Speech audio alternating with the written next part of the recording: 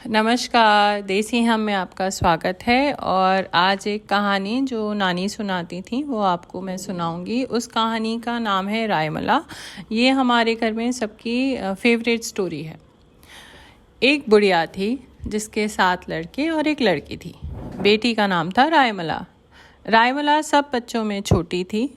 बुढ़िया के सभी बच्चों की शादी हो चुकी थी। गांव में पहले छोटे बच्चों की शादियां कर दी जाती थी, बाद में गौना होता था। तो बुढ़िया ने सारे बच्चों की शादी कर दी थी। रायमला का गौना और विदाई नहीं हुई थी। एक दिन रायमला की सखी बोली, सब लड़कियां यमुना जी नहाने जा रही हैं, तुम भी चलो। रायमला अपनी माँ के पास गई।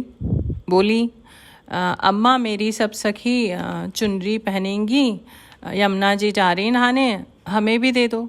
अम्मा बोली, मेरे पास तो नहीं है, तुम अपनी भाभी से पूछ लो, शायद उनके पास होगी। तो रायमला चल दी पूछने सारी भाभियों से। जब 6 भाभियों से पूछ लिया, उन्होंने कोई ना कोई बहाना करके मना कर दिया। तब आया 7वीं भाभी का नंबर, क्योंकि रायमला के 7 भाई थे, सबकी शादी हो चुकी थी। तो 7वीं भाभी बोली, मैं चुनरी तो तुम्हें दे दूंगी, पर चुनरी ना खराब नहीं होनी चाहिए। अगर मेरी चुनरी खराब हो गई तो तुम्हें मरवा कर तुम्हारे खून से ही रंगवाऊंगी। धमकी दे दी उन्होंने। उसे वो छोटी थी तो उतना समझ में नहीं आया कि ये क्या कहना चाह रही हैं। उसने चुनरी ली और यमुना जी चल दी दोस्तों के साथ, अपनी सखियों के साथ। और यमुना जी जाकर उसने चुनरी अपनी संभाल के रख दी जिससे खराब ना हो, और नहाने लगी। जब वे नहा रही थी, वहाँ पर एक चील उड़ती हुई आई। उसने वही चुनरी उठाई चील ने अपनी चोंच से और उड़ते उड़ते बीच यमुना जी में फेंक दी। जब रायमला ने देखा तो वो चुनरी थोड़ी ख़राब हो चुकी थी। रायमला थोड़ा घबराई। फिर उसने वहाँ चुनरी सुखाई और तह कर कर घर में ले आई और चुपचाप अपनी भाभी को दे दी। भाभी उस समय काम कर रही थी, तो बाद में उन्होंने चुनरी खोली। उस समय तो खोल नहीं पाई, और जब खोल कर देखा तो उसमें एक छेद हो गया था और चुनरी के रंग भी थोड़े फीके हो गए थे, क्योंकि चुनरी भीग चुकी थी। तो बहुत गुस्से में आकर अपने पति से बोली कि अपनी बहन को मरवा कर ही अब मेरी चुनरी रंगवाओ, क्योंकि मैंने तो तुम्हारी बहन से पहले ही कहा था कि अगर मेरी चुनरी खराब नहीं होनी चाहिए। तो भाई अपनी बहन से बहुत प्यार करते थे, पर घर में इतनी टेंशन भी नहीं चाहते थे। तो भाई जंगल गया, उसने पहले शेर को मरवा कर चुनरी रंगवाई। तो भाभी पहचान गई, कहने लगी इसमें तो जानवर के मरने की बदबू आ रही है। फिर उसने हिरन को मरवा कर चुनरी रंगवाई, तो भी भाभी पहचान गई। फिर उसने पक्षियों को मरवाया, फिर भी पहचान गई। फिर अब भाई को समझ में ना आए कि क्या करे। फिर भाई अपनी बहन को रायमला को एक दिन बेर खिलाने के बहाने जंगल ले गया। बेर लेते लेते भैया ने जंगल में रायमला को मरवा दिया और किसी से चुनरी रंगवा ली। अब जब रायमला को मारा गया तो जहाँ जहाँ खून टपका था वहाँ बहुत सुंदर बगीचे, फूल, हरियाली, बहुत सारे पेड़ उगाए। जंगल का उतना हिस्सा बहुत सुंदर हो गया। एक दिन रायमला के ससुराल वाले गौना करवाने के लिए आ रहे थे, क्योंकि उनको तो ये सब पता नहीं था। रास्ते में जब रायमला के ससुराल वाले थक गए तो उसी बगीचे में आराम करने के लिए रुके। तो रायमला के ससुर ने कहा, वहाँ पर अपना जो साथ में नौवा लेके चल रहे थे, कि मुंह में बहुत बदबू आ रही, तो जरा दातून तोड़ लाओ, तभी आगे बढ़ेंगे अब बारात लेके। तो नौवा गया दातून तोड़ने के लिए।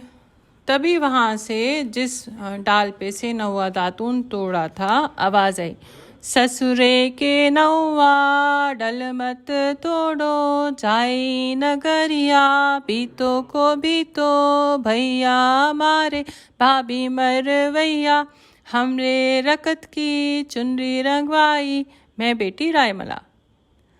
नाव गए वापस, और नाव ने बताया कि जैसे ही मैं दातून तोड़ने लगता हूँ वैसे ही आवाज़ आती है।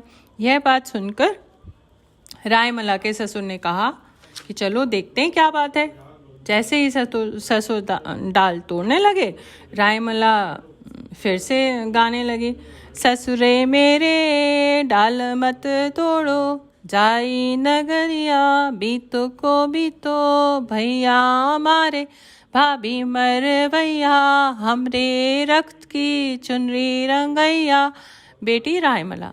ससुर भी बोले कि भाई इसमें से तो कोई बोल रहा है, आवाज़ आ रही। फिर जेठ आए, फिर देवर आया, जैसे जैसे जो जो आते गए वैसे वैसे ये आवाज़ आती गई। फिर उसके पति आए तो फिर उसने वही गाना सा गाया, पति मेरे डाल मत तोड़ो, जाई नगरिया बीतो के बीतो, भैया हमारे भाभी मरवैया, हमारे रक्त की चुनरी रंगाई, आपकी पत्नी रायमला। फिर इन्होंने वो डाल तोड़ ली, पति ने उसकी ने रायमला के ने, और उस डाल से बांसुरी बनवा ली। और उसने अपने पिता से बोला कि मैं इसको देखता हूँ क्या हो रहा है, आप बारात लेके गांव वापस जाइए। तो वे लोग सारी बारात लेके अपने गांव वापस चले गए। फिर वो बांसुरी लेकर गली गली घूमा। जैसे ही भाइयों का घर आता, रायमला गाने गाने लगती कि इस घर मत जाइयो, इस घर मत जाइयो।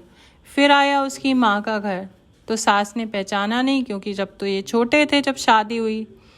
तो इसने दरवाज़ा खटखटाया। सास ने पूछा कौन हो? उसने कहा हम जोगी हैं, बांसुरी बजाते हैं। तो सास ने कहा ठीक है, थक गए होगे, यहीं रुक जाओ।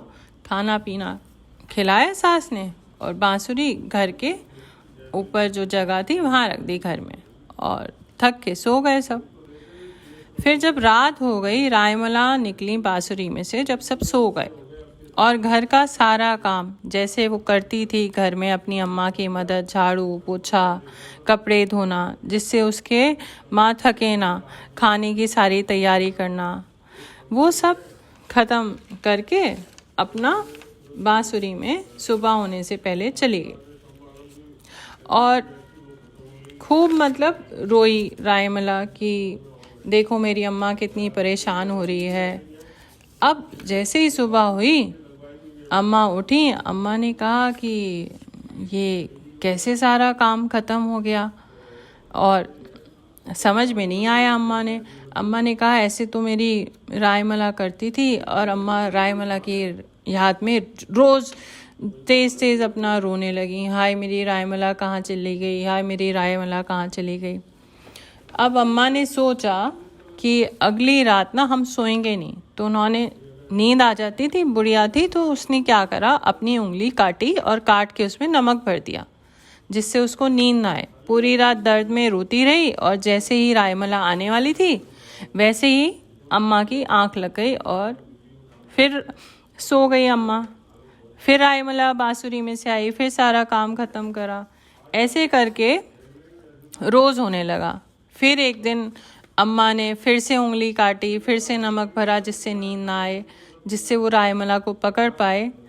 तो उस दिन वो अम्मा सोई नहीं, और उसने जैसे ही रायमला आई बांसुरी में से काम करने, उसने पकड़ा और बहुत तेज़ उसको रोक कर गले लगा के रोने लगी, हाय मेरी रायमला तुम कहाँ थी, मुझे तो पहले ही लग रहा था कि तुम ही ये सारा घर का काम कर रही हो।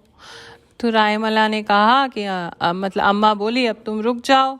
तो रायमला तो मर चुकी थी, कैसे रुकती। तो जैसे ही अम्मा उसको देख चुकी थी, बात कर चुकी थी, रायमला ने अपनी सारी कहानी सुनाई कि भैया ने हमें मारा, भवज ने, भाभी ने मरवाया अपनी चुनरी के कारण, और ये कह के खूब रोते हुए आकाश की तरफ उड़ गई। कहानी ख़त्म हो गई। धन्यवाद।